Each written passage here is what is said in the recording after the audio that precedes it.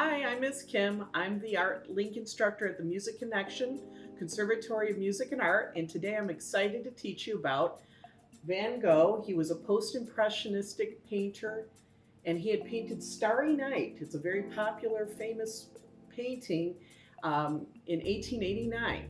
It is featured at the Museum of Modern Art in New York City since 1941. You could still see it there. It is an oil on canvas painting, but we are doing oil crayons, crayons, or gelatos. Gelatos are a little bit creamier, kind of oil pastel. So whatever you happen to have on hand is fine. And I happen to work on a mixed media paper that I tore out of my mixed media full notebook here, as you can see. It's perforated, so it's easy to pull it out, and then I set it on my easel and I worked, or on your table, whatever works for you. Okay, so we will start the project. This is Miss Kim again. Now we're going to work on the project with the oil crayons, as I had mentioned. I did put the actual video picture of Starry Night on my tablet. You can use your tablet or phone or your computer if you need an actual image of it to work from. So what I did is, like I said, I took mixed media paper and I tore it out from the perforated part of my paper. It's a 9 by 12 inch, but if you have to go smaller or bigger, that's fine. Use what you have. What I happen to have done is I did a pencil sketching. I have a pencil and eraser, so I could just do a basic outline of the big shapes of the picture. If you're not comfortable with doing that, you can also go the route of printing this Starry Night by Vincent van Gogh coloring page. It's a free printable coloring page.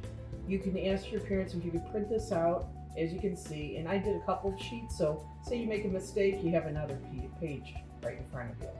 Okay, so what I did is, with that coloring page, I started coloring in my piece with these gelatos. This is the brand Faber-Castell, but you can use oil crayons, because we're trying to reinvent like the oil painting effect of Van Gogh's here with the oils. But if you don't even have the oil crayons or gelatos, it's fine. You can use just a regular crayon, which I did use when I was coloring in what he calls a cypress. It's a plant. And so this is what I use in here, and I use a crayon, and this is the effect you get. You could press down hard, you can make little dash marks like Van Gogh had done in his works. So then even the mountainside, it was like I put more pressure here, as you can see. I started doing this one, but you could just put more pressure to create that darker color and some dash lines, because that is kind of his approach on this picture with using that technique. Okay, so the gelatos are pretty fun to work with. You can twist it on up, almost like a lipstick. And so sometimes the tip gets a little messy. I like to take it and clean it off on a spare piece of paper to clean up the tip better. Then I can go into the picture and make my dashes of color, and these are real creamy to work with, the gelatos. So he made these swirls, and what it's suggesting is the wind blowing. This is supposed to be symbolic of Venus at that time. Astronomer Charles Whitney had said that this had most likely was Venus at that time when Van Gogh was painting this picture. And then this is the moon, and these are the stars, and this is how he depicted the picture before sunrise from his east side of his room. So here he is working on his page. I mean, I know he did a sketch in his room, then he had a studio on the first floor to paint.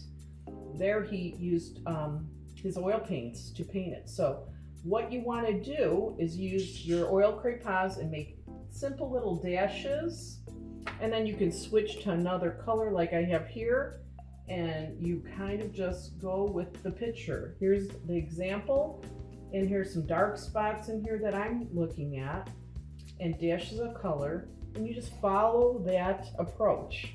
I'm not going to complete the picture here. Here is my completed picture.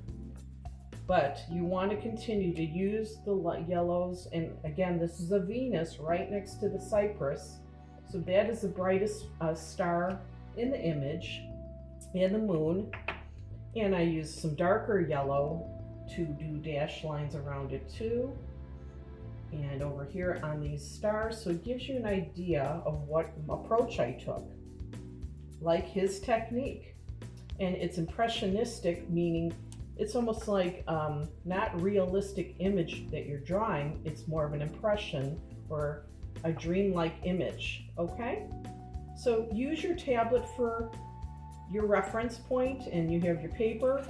Again, you could pull up Starry Night free coloring pages and print it.